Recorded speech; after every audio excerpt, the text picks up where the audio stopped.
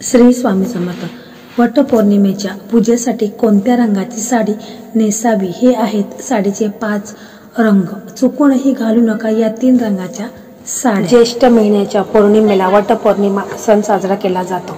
वटपौर्णिमेला हिंदू धर्मात अधिक महत्त्वाचे स्थान आहे। तर यावर्षी हा सण 21 जून रोजी साजरा केला जाईल। या दिवशी विवाहित महिला आपल्या पतीच्या दीर्घ आयुष्यासाठी आणि अखंड सौभाग्यासाठी या दिवशी उपवास करून वडाच्या झाडाची पूजा करतात। शिवाय पूजा करण्यापूर्वी महिला सुंदर साडी दागिने घालून साज शृंगार करतात। तर आता आपण पाहू की वटपौर्णिमेला कोणत्या रंगाची साडी ही नेसायची आहे। तर वटपौर्णिमा हा सण विशेषतः विवाहित महिलांसाठी खास मानला जातो। या दिवशी महिला सुंदर साडी दागिने घालून साज शृंगार करून आपल्या पतीच्या दीर्घ आयुष्यासाठी व्रत करतात। या दिवशी विवाहित महिलांनी हिरवा किंवा लाल रंगाची साडी नेसणे सर्वोत्तम मानले जाते, कारण हिंदू धर्मात या दोन्ही रंगांना सौभाग्याचे प्रतीक मानले जाते। हिरवा रंग आपल्याला सुख समृद्धी प्रदान करतो, तर लाल रंग उत्साह, पवित्रता आणि शक्ती प्रदान करतो।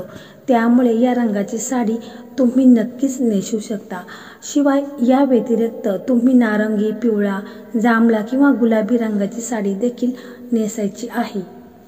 वटपौर्णिमेला या रंगाची साडी नेसणे मानले जाते अशुभ।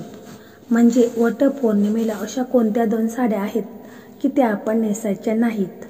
तर वटपौर्णिमेच्या दिवशी काळ्या किंवा निळ्या रंगाची साडी नेसू नये। काळे निळे कपडे घालून पूजा करणे हे देखील अशुभ मानले जाते।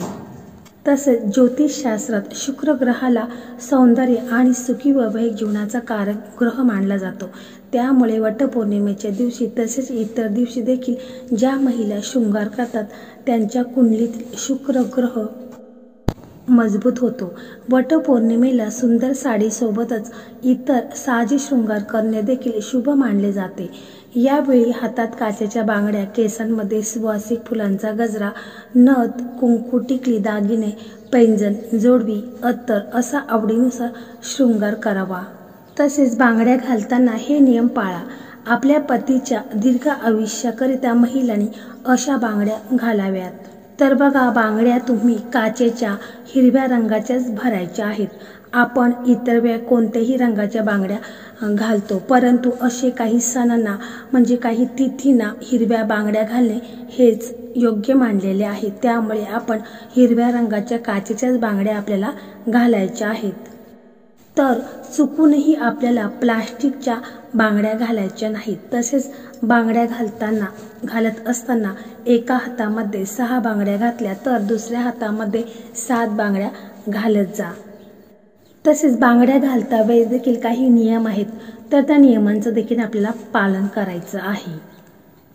तसेच बांगड्या भरताना जेव्हा आपण हातात बांगड्या भरत असतो तेव्हा हातात एक ब्रासलेट घाला किंवा हातामध्ये तुम्ही जर ब्रासलेट घालू शकत नसाल तर एखादा धागा आहे तर तो धागा देखील तुम्ही हातामध्ये बांधायचा आहे आणि मग बांगड्या भरा।